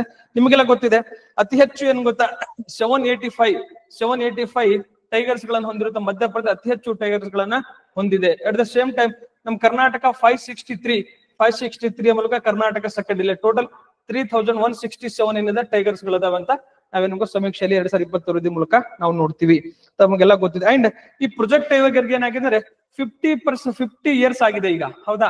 ಅದಕ್ಕಾಗಿ ನಾವೇನ್ ಮಾಡಿದ್ವಿ ಅಂದ್ರೆ, ಈ ಇಂಟರ್ನ್ಯಾಷನಲ್ ಬಿಗ್ ಕ್ಯಾಟ್ ಅಲಯನ್ಸ್ ಅನ್ನ ನಾವೇನ್ ಮಾಡ್ಕೊಂಡಿವಿ, ನಾವು 50 ಇಯರ್ಸ್ ಅನ್ನ ಎಲ್ಲಿ ನಮ್ದು ಮೈಸೂರಲ್ಲಿ ನಮ್ಮ ಮಾನ್ಯ ಪ್ರಧಾನಿ ಅವ್ರು ಏನ್ ಮಾಡಿದ್ರಂತೆ, ಇನಾಗ್ರೇಷನ್ ಮಾಡಿದ್ರು. ಅದು ಕೂಡ ನಿಮ್ಗೆ ಗೊತ್ತಿರುವ ವಿಷಯ. ಓಕೆ, ನೆಕ್ಸ್ಟ್ ಇನ್ನೊಂದು ಕ್ವಶನ್ಸ್ ಕೇಳಿದಾರೆ ಅಂತಂದ್ರೆ, ಈಗ ಇದಕ್ಕೆ ಏನ್ ಥ್ರೆಟ್ ಇದೆ, ಇದಕ್ಕೆ ಏನ್ ಥ್ರೆಟ್ಸ್ ಅದಾವೆ ಯಾವಾಗ ನಮ್ ಟೈಗರ್ಸ್ ಗಳಿಗೆ, ಅದನ್ನ ಕೂಡ ನೀವೇನ್ ಮಾಡಿ ಪ್ರಯತ್ನವನ್ನ ಮಾಡಿ. ಓಕೆ, ಇದು ಏನ್ ಥ್ರೆಟ್ಸ್ ಅದಾವೆ ಅದನ್ನ ಅಧ್ಯಯನ ಮಾಡಿ. ಜೊತೆಗೆ ಈಗ ಆಸ್ ಎ ಗೌರ್ಮೆಂಟ್ ಎಷ್ಟೇ ಕ್ರಮ ತೆಗೆದುಕೊಂಡ್ರು ಕೂಡ ನಾಗರಿಕರಾಗಿ ನಮ್ಮ ಕರ್ತವ್ಯಗಳನ್ನ ನಾವೇನ್ ಮಾಡ್ಬೇಕಂತಂದ್ರೆ, ನಮ್ಮ ನೈಸರ್ಗಿಕ ಸಂಪತ್ತನ್ನ ನಾವು ರಕ್ಷಣೆ ಮಾಡದ ಹೊರತು ಅವ್ರಿಗೆ ಏನ್ ಗೊತ್ತಾ, ಅವರಿಗೆ ಕುತ್ತು ತಪ್ಪಿದಲ್ಲ. ಅದಕ್ಕಾಗಿ ಅವ್ರ ಪಾಡಿಗೆ ಅವರಿಗೆ ಬಿಡಿ, ನಿಮ್ಮ ಪಾಡಿಗೆ ನೀವು ಜೀವನವನ್ನ ಮಾಡಿ. ಓಕೆ, ಇಷ್ಟೆಲ್ಲ ಟಾಪಿಕ್ಸ್ ಗಳನ್ನ ನಾವೇನ್ ಮಾಡ್ಕೊಂಡು ಇಂಪಾರ್ಟೆಂಟ್ ಟಾಪಿಕ್ಸ್ ಡಿಸ್ಕಸ್ ಮಾಡ್ಕೊಂಡ್ವಿ. ನಿನ್ನೆ ಪ್ರಜಾವಾಣಿ ಪೇಪರ್ ನೋಡಿ, ಒಂದು ಪೇಪರ್ ಕಂಪ್ಲೀಟ್ ಆಳ ಆಗಲ್ಲದಲ್ಲಿ ಒಂದು ಪೇಪರ್ ಕಂಪ್ಲೀಟ್ ಡೀಟೇಲ್ ಆಗಿ ಬಂದಿದೆ. ಆ ಆಳ ಅವಾಗಲ್ಲ ನೀಟಾಗಿ ನೋಡಿ. ಓಕೆನಾ? ನಿಮಗೇನ್ ಕ್ವಶನ್ಸ್ ಕೇಳಬಹುದು ಇಂಟರ್ವ್ಯೂದಲ್ಲಿ ಅಂತಂದ್ರೆ, ಈ ಹುಲಿ ಮತ್ತು ಮಾನವ ಏನ್ ಗೊತ್ತಾ, ಈ ಪ್ರಾಣಿ ಮತ್ತು ಮಾನವ ಸಂಘರ್ಷಕ್ಕೆ ಇದಕ್ಕೆ ಕಾರಣಗಳೇನು, ಅದಕ್ಕೆ ಏನ್ ಪರಿಹಾರ ಕೊಡ್ತೀರಾ ನೀವು ಆಫೀಸರ್ಸ್ ಆಗಿ ಅಂತ ಕೇಳಬಹುದು. ಆ ಹಿನ್ನೆಲೆ ನೀವೇನ್ ಮಾಡಿ ಅಂದ್ರೆ ಅದಕ್ಕೆ ನೀವು ಆನ್ಸರ್ ರೆಡಿ ಮಾಡಿ. ಜೊತೆಗೆ ಏನೆಲ್ಲ ಕೇಂದ್ರ ಸರ್ಕಾರ ಏನ್ ಕ್ರಮ ತೆಗೆದುಕೊಂಡಿದೆ, ರಾಜ್ಯ ಸರ್ಕಾರ ಏನ್ ಕ್ರಮ ತೆಗೆದುಕೊಂಡಿದೆ, ನಾಗರಿಕ ಆಗಿ ನಿಮ್ಮ ಕರ್ತವ್ಯಗಳೇನು, ಯಾಸ್ ಆಫೀಸರ್ ಆಗಿ ನಿಮ್ಮ ಕರ್ತವ್ಯಗಳೇನು, ಯಾಸ್ ಸಮಾಜವಾಗಿ ನಮ್ಮ ಕರ್ತವ್ಯವೇನು, ಇವೆಲ್ಲವನ್ನು ಕೂಡ ನಾವು ಆತ್ಮಾವಲೋಕನ ಮಾಡಬೇಕಾಗತ್ತೆ. ಅದನ್ನ ನೀವು ಮಾಡ್ತೀರಂತ ಭಾವಿಸ್ಕೊಳ್ತಾ, ನಾನು ಇವತ್ತಿನ ತರಗತಿಯಲ್ಲಿ ಏನಂತಂದ್ರೆ 88 ಏನ್ ಗೊತ್ತಾ ಕನ್ನಡ ಸಾಹಿತ್ಯ ಸಮ್ಮೇಳನ ಮತ್ತು ಈ ಹುಲಿ ಯೋಜನೆ, ನೆಕ್ಸ್ಟ್ ಏನಂತಂದ್ರೆ ನಮ್ದು ಗಡಿ ವಿಚಾರ, ಅಂಡ್ ನೆಕ್ಸ್ಟ್ ಏನ್ ಗೊತ್ತಾ ನಮ್ ಈ ಖಾತಾ ಯೋಜನೆಗೆ ರಾಷ್ಟ್ರೀಯ ಈ ಪ್ರಶಸ್ತಿ, ಈ ಎಲ್ಲವನ್ನು ಕುರಿತು ಸ್ವಲ್ಪ ಡಿಟೇಲ್ ಆಗಿ ಡಿಸ್ಕಸ್ ಮಾಡುವ ಪ್ರಯತ್ನವನ್ನು ಮಾಡಿದ್ದೇನೆ. ಎಟ್ ದ ಸೇಮ್ ಟೈಮ್ ನೋಡಿ, ನಾ ಏನೆಲ್ಲ ಮಾತಾಡಿದ್ದೀನಿ ಇದನ್ನ ಗೊತ್ತಾ 10 ರಿಂದ 15 ಇಂಪಾರ್ಟೆಂಟ್ ಟಾಪಿಕ್ಸ್ ಡಿಸ್ಕಸ್ ಮಾಡಿರ್ತೀನಿ. ಏನ್ ಶಾರ್ಟ್ ನ್ಯೂಸ್ ಇದಾವೆ ಮತ್ತೆ ಏನು ಒನ್ ಲೈನರ್ ಕ್ವಶನ್ಸ್ ಅದಾವೆ ಅಂತವುಗಳನ್ನ ನಮ್ಮ ವಿಡಿಯೋ ನೋಡಿದ ನಂತರ ನಮ್ಮ ಡಿಸ್ಕ್ರಿಪ್ಷನ್ ಬಾಕ್ಸ್ ಅಲ್ಲಿ ನಿಮಗೆ ಏನಾಗುತ್ತೆ ಅಂದ್ರೆ ಡಿಟೇಲ್ ಡಾಕ್ಯುಮೆಂಟ್ ಅವೈಲೇಬಲ್ ಆಗುತ್ತೆ. ಎಟ್ the same time revision document ಕೂಡ ನಿಮಗೆ ಅವೈಲೇಬಲ್ ಆಗುತ್ತೆ. ನೀವು ಅದನ್ನ ನೀಟಾಗಿ ನೋಡಿ, ಅದನ್ನ ರೆಫರ್ ಮಾಡಿ ನಿಮ್ಮದೇ ಆದ ಶಾರ್ಟ್ ನೋಟ್ಸ್ ಅನ್ನ ನೀವು ಮಾಡ್ಬೇಕಾಗತ್ತೆ. ಅದನ್ನ ಮಾಡ್ತೀರ ಅಂತ ತಿಳಿಸ್ತಾ ನನ್ನ ಕ್ಲಾಸ್ ಇಲ್ಲಿಗೆ ವೈಂಡ್ ಅಪ್ ಮಾಡ್ತೀನಿ. Thank you very much.